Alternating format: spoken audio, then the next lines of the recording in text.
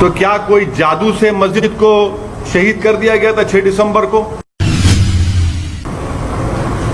आज का ये फैसला सीबीआई कोर्ट का भारत की अदालत की तारीख का एक काला दिन है।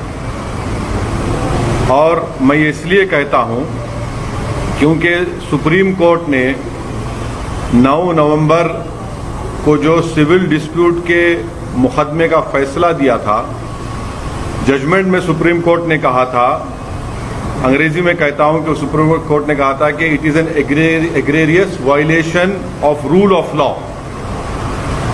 और सुप्रीम कोर्ट ने यह भी कहा था कि ये calculated act of destroying a public place of worship. अब मैं ये समझने से कासिर हूं कि अगर सुप्रीम कोर्ट ये कहता है कि egregious violation of rule of law, तो क्या कोई जादू से मस्जिद को शहीद कर दिया गया था 6 दिसंबर को?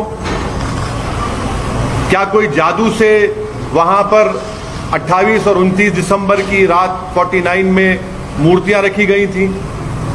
क्या कोई जादू से उसके ताले खोले गए थे जब राजीव गांधी प्राइम मिनिस्टर थे? इसीलिए मैं ये कहता हूं कि सुप्रीम कोर्ट ने जो बात कही उसके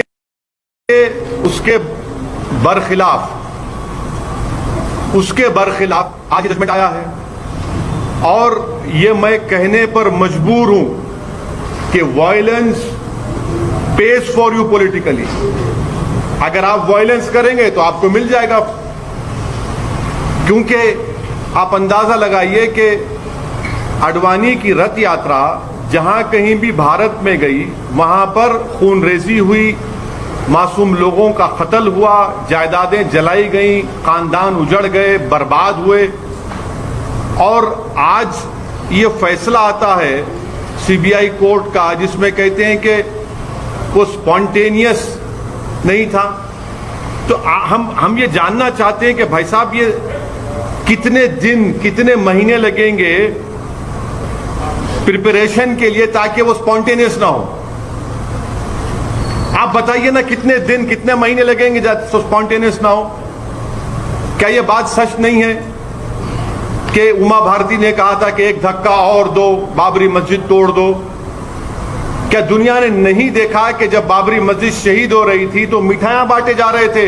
आडवाणी, मुरली मनोहर जोशी, उमा भारती, ये सब लोग तो मिठाई खा रहे थे, खुशियां मना रहे थे। कैसा ये फैसले पे आज आ जाती है आप? आखिर पैगाम क्या देना चाह रहे आप? पैगाम क्या देना चाह रहे? पैगाम यही मिल रहा है कि वायलेंस पेज, मास वायलेंस पेज। आप अंदाजा लगाइए कि 1950 से अब तक इस मसले में मुसलमानों को इंसाफ नहीं हुआ। और आज ये फैसला आता है 28 साल के बाद। हम आज भी कह रहे हैं, अगर ये मस्जिद नहीं शहीद होती तो क्या 9 नवंबर का सुप्रीम कोर्ट का फैसला आता था? सारी दुनिया ने देखा कि जो लोग मस्साम में खड़े होकर स्पीचेस दे रहे थे, लोगों को उकसा रहे थे, उनकी मौजूदगी में क्या यह बात सच नहीं है कि सीबीआई की चार्जशीट में एक विटनेस ने कहा कि कल्याण सिंह, उस वक्त के चीफ मिनिस्टर, ने कहा कि रोक कंस्ट्रक्शन पर है, डिस्ट्रक्शन पर नहीं है? वो भी आप नहीं मानेंगे उसको? क्या सीबीआई की चार्जशीट में यह नहीं कहा गया था कि 5 दिसंबर की रात आडवाणी ने विनय कटियार के घर में साजिश रचाई? क्या यह बात सच नहीं है कि आडवाणी ने कल्याण सिंह को कहा कि उस वक्त तक आप रिजाइन मत करिए जब तक कि मस्जिद डेमोलिश नहीं हो जाती, ताकि गवर्नमेंट का डिसमिसल ना हो? क्या बीजेपी की सरकार उस वक्त की जाकर सुप्रीम कोर्ट को वादा नहीं किया था कि हम मस्जिद को बचाएंगे?